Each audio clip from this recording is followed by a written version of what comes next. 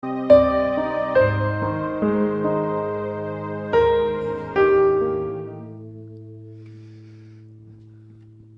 graça e a paz de nosso Senhor e Salvador Jesus Cristo, aquele que vive e que reina pelos séculos dos séculos. Maravilhosamente bem estarmos na casa de Deus, estamos em nossa casa e hoje, mais do que em qualquer outra ocasião, cumpre-se a determinação do Mestre de estarmos sempre em família, glorificando a Ele. O cristianismo nasceu no lar. Em cada casa, em cada família, havia o temor de Deus e havia adoração, leitura da Bíblia, cântico de hinos e reflexão na palavra de Deus.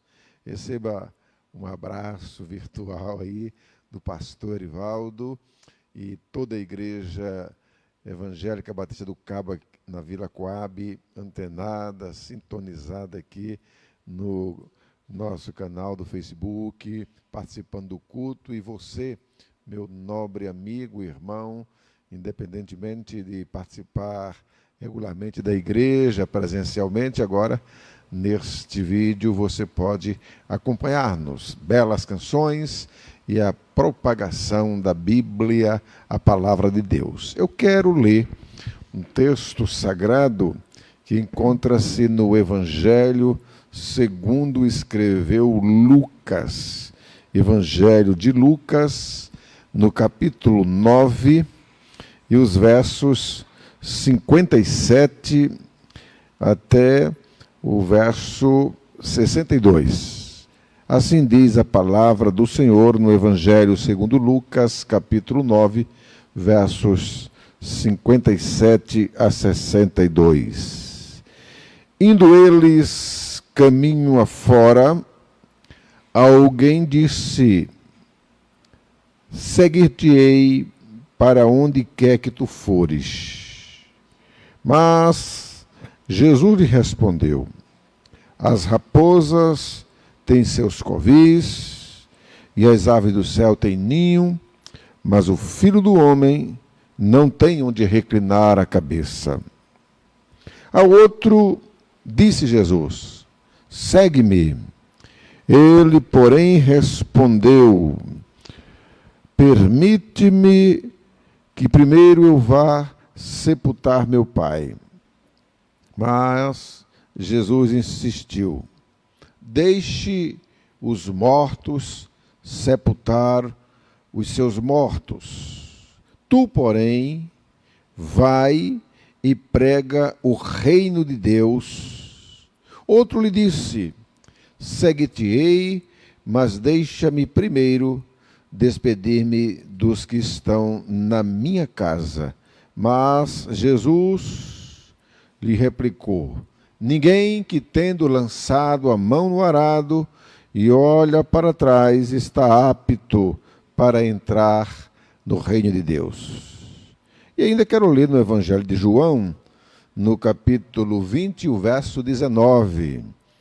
Ao cair da tarde daquele primeiro dia da semana, trancadas as portas da casa, onde estavam os discípulos com medo dos judeus, veio Jesus, pôs-se no meio deles e disse-lhes: paz seja convosco. Ó Deus, te engrandecemos, porque Jesus venceu a morte, ressuscitou, nos deu destemor, nos deu a paz que o mundo não pode dar.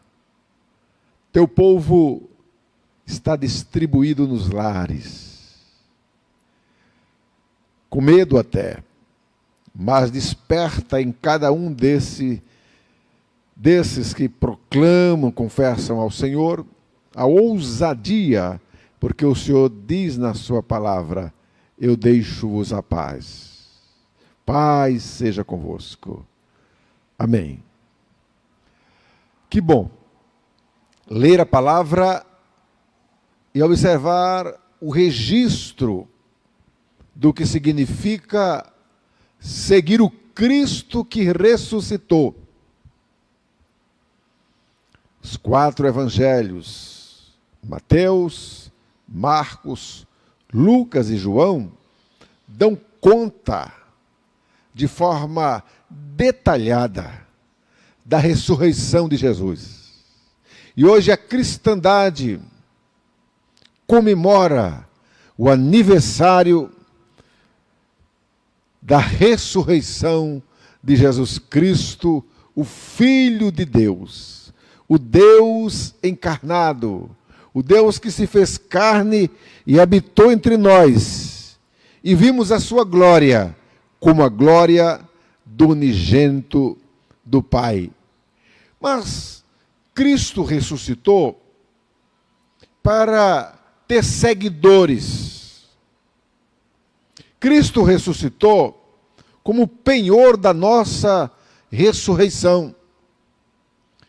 Eu sempre me questiono, teria Cristo ressuscitado antes mesmo, sofrido tanto, levado à morte e morte de cruz, para ter seguidores tímidos, medrosos, seguidores sem ousadia? Ou teria Jesus feito todo o sacrifício para ter seguidores que aceitam o desafio de estar com Ele e segui-lo em qualquer que seja a situação? Esse texto do capítulo 9 do Evangelho segundo Lucas trata pelo menos de 3 tipos distintos de seguidores.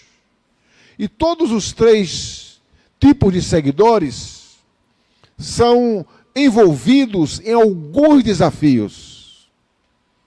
E a época de Cristo, primeiro século da era cristã, início da era cristã, optar por seguir Jesus era assinar uma sentença de quase morte.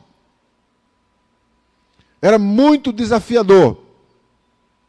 Rompia-se a estrutura com a religião oficial do Estado. Rompia-se a estrutura familiar. A família estava arraigada nos princípios judaicos. Rompia-se o desafio de convivência social. Quando se optava em seguir o Nazareno, o Filho de Deus, estava se optando pela margem, porque os registros históricos dizem que, a princípio, os seguidores de Jesus eram aqueles que estavam à margem da sociedade. E quando alguém, à semelhança desse primeiro seguidor que aparece aqui no texto, se propõe a seguir Jesus, que ele diz assim: mestre, eu te seguirei por onde quer que tu fores. Isto demonstrava, a princípio, uma decisão de haja o que houver, aconteça o que acontecer, eu vou seguir ao Senhor. Só que o texto dá conta que Jesus mostra que segui-lo não é romantismo inconsequente. Segui-lo não é emocionante como muita gente pensa. E esse jovem parece que viu em Jesus alguém que ele podia seguir de forma emocionante. Quem sabe dizendo assim: eu vou me dar bem em seguir a Jesus. E aí Jesus coloca um pequeno empecilho. Ou, aliás, Jesus convida para uma reflexão. É isso mesmo que você quer? Você quer me seguir? Eu estou indo de encontro ou ao encontro da cruz. Você vai precisar negar-se a si mesmo, porque o Filho do Homem, diz a expressão do texto, não tem onde reclinar a cabeça. Não há garantia, não há segurança.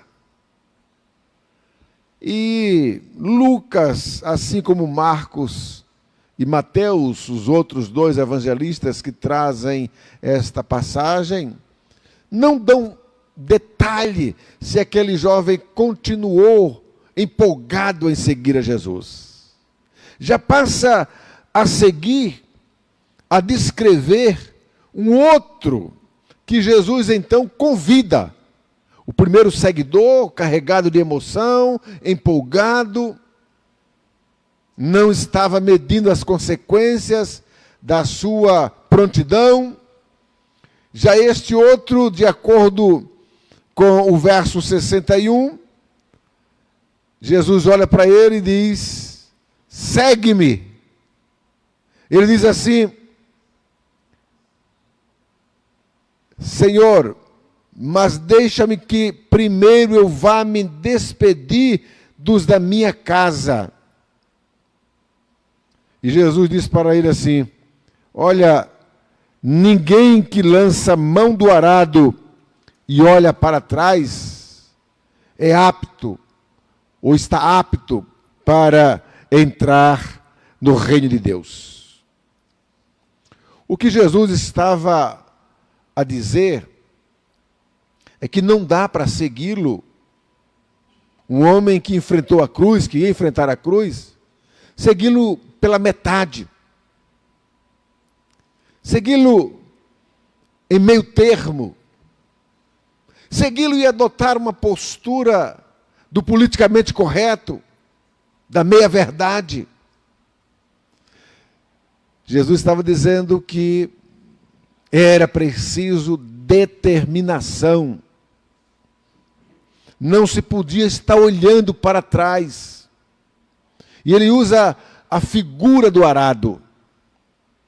Ele diz: aquele que lança mão do arado não pode olhar para trás. Os agricultores, afeitos ao trabalho pesado da terra,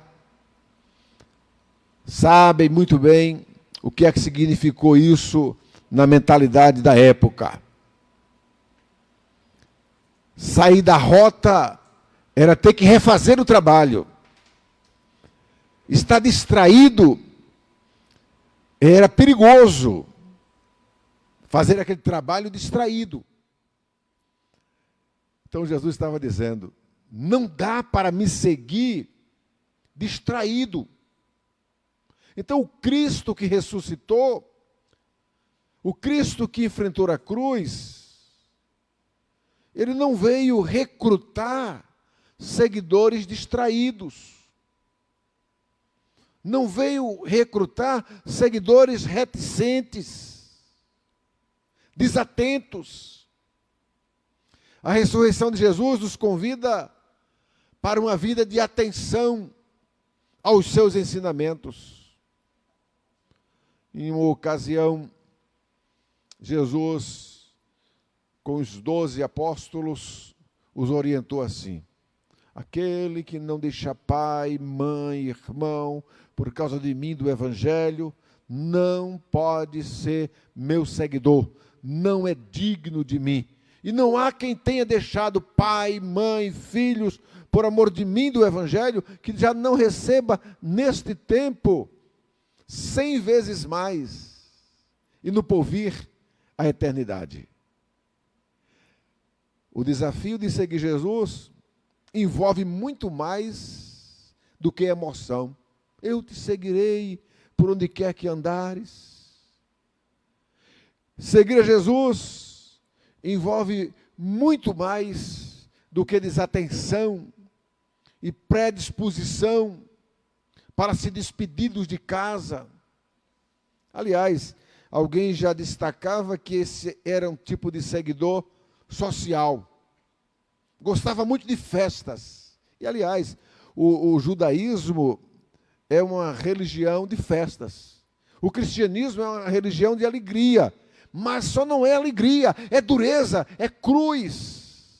E Jesus ressuscitou justamente porque ele enfrentou todas as durezas do dia a dia. No momento que ele estava na cruz, ele orou e Deus não respondeu à oração dele. Pai, se possível, passa de mim este cálice. Dureza.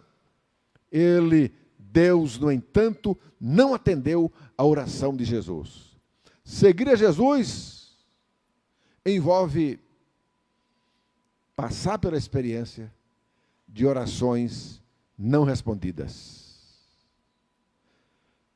E Jesus nos ensina isso. Paulo nos ensina isso, quando ele diz assim: eu roguei ao Senhor 3 vezes que me tirasse o espinho na carne, e ele disse-me: a minha graça te basta. Então a religião, a fé em Jesus ressurreto, não é apenas festa, é dureza.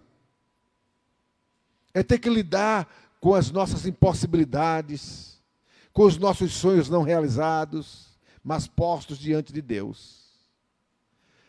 Quando Jesus olha para o grupo mais próximo dele, numa casa com medo dos judeus, e ele ressurreto aparece, a primeira coisa que ele diz: paz seja convosco. Então eles estavam faltos de paz, eles estavam com medo. Seguir a Jesus muitas vezes também envolve medo,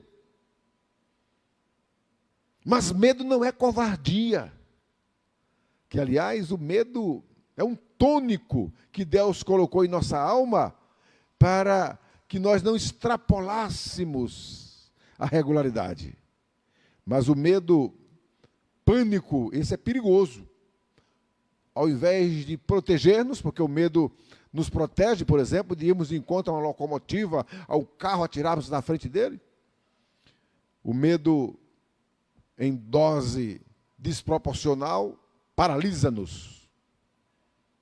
Mas aqueles discípulos de Jesus estavam com medo dos judeus de serem mortos. Se mataram a Jesus, vão matar a nós, os seus seguidores. Você sabe, seguir Jesus envolve riscos, envolve dependência de Deus. E, aliás, envolve também submissão a Deus. Seja feita a tua vontade. O outro seguidor se prontifica: Senhor, eu te seguirei, mas deixa-me primeiro eu sepultar o meu pai. E aí Jesus usa uma metáfora: deixa os mortos sepultar os seus mortos. Quanto a ti, vem e segue-me. Esse seguidor, certamente, ele não estava a dizer que o pai já estava no ataúde, já estava na urna funeral, mas provavelmente o pai já estava em uma idade avançada e que precisava de cuidados especiais. E Jesus não ignorou isso, não. Jesus não ignora a necessidade que temos de cuidar da família, que, aliás, ao conceito do mandamento, honra a teu pai e a tua mãe. Mas Jesus estava vendo que aquele homem estava colocando uma desculpa para não seguir a Jesus. Quando o seu pai iria morrer? Quanto tempo ele teria de vida ainda? Como ele viveria servindo a Deus, dividido, na expectativa de que seu pai morresse hoje, amanhã ou depois? Aí Jesus provoca-o, usando a metáfora como nós falamos: deixa que os mortos sepultem os seus mortos. Quanto a ti, vem e segue-me. Insisto, Jesus ressuscitou para que nós tivéssemos um procedimento de como seguidores dele, que deixássemos qualquer coisa para seguir a ele. Qualquer coisa. Jesus, quando chamou os primeiros discípulos, de acordo com o relato do Evangelho de João, chamou primeiro a André, depois André chamou seu irmão Pedro, e eles eram pescadores, e encontraram a João, e Jesus disse assim: de agora em diante, vocês vão renunciar às redes de pesca, e vocês vão pescar homens. O desafio do Cristo ressuscitado, o desafio da passagem da escravidão do pecado para a liberdade do Evangelho, envolve compromisso em propagar o reino de Deus, os valores do reino de Deus. Mas eu destaco, além desses 3 seguidores distintos, destaco o último seguidor que não aparece necessariamente nesse texto, mas aparece no capítulo 10 do próprio Evangelho de Lucas, que são os seguidores que estão dispostos a qualquer sacrifício para seguir Jesus. Muitas vezes abrindo mão da segurança, da estabilidade, abrindo mão de privilégios para seguir a Jesus. No Evangelho de Mateus, no capítulo 10, nós encontramos que Jesus recebe esses seguidores destemidos e os envia de 2 em 2 e diz assim: vocês vão seguir como ovelhas no meio de lobos. Vocês não devem buscar as glórias desse mundo. Não levem mais do que a roupa que vocês estão vestidos. Aonde vocês pousarem, aonde vocês passarem na propagação do Evangelho, ali se alimentem, ali e dali sobrevivam. O texto vai dizer-nos que esses seguidores de Jesus, eles tinham emoção. Mas eles não viviam uma fé carregada somente de emoção. Porque para Jesus não foi emocionante enfrentar a cruz. Não foi. Então esses seguidores de Jesus, eles não apenas se preocupavam com a morte de alguém, mas eles estavam dispostos ao martírio para propagar o Evangelho do Senhor. Esses seguidores a que Jesus está procurando hoje devem estar dispostos, decididos a sacrificarem qualquer coisa. Porque Jesus sacrificou tudo. Nós cantamos: da sua glória celestial veio Jesus aqui. Imagina, vir da glória. Hoje há muita gente buscando o Evangelho para ter glória para si. Mas nós encontramos na Bíblia: a glória, a honra e o louvor devem ser dados a Jesus. O Senhor ressuscitou para ter um tipo de seguidor destemido, um tipo de seguidor obediente, leal, que aceita todo e qualquer desafio.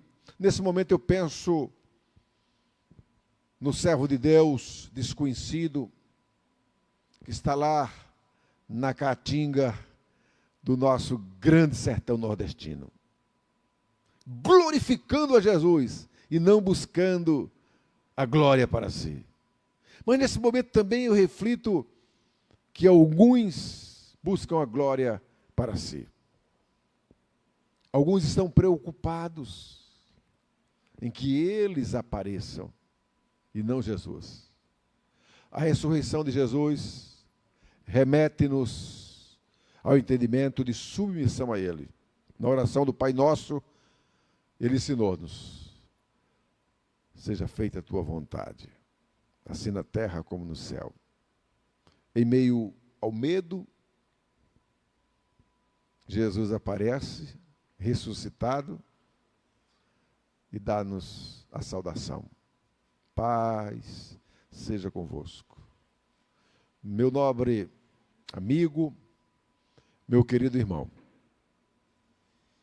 Jesus está a nos saudar e deveremos saudar um aos outros com essa graça de Jesus, com essa paz de Jesus, e aceitarmos o desafio de vivermos em nossa vida como verdadeiros representantes daqueles que seguem a Jesus.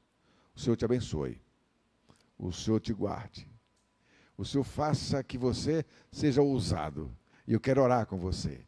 Ó Deus, tua palavra tem nos dito, tem nos chamado ao desafio de te seguir inteiramente, com todo o coração, com toda a alma, com toda a força, com todo o entendimento.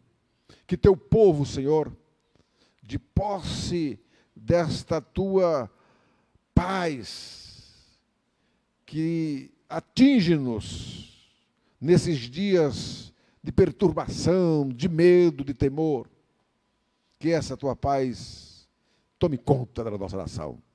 Tome conta desta cidade do Cabo de Santo Agostinho, desse estado de Pernambuco, do mundo.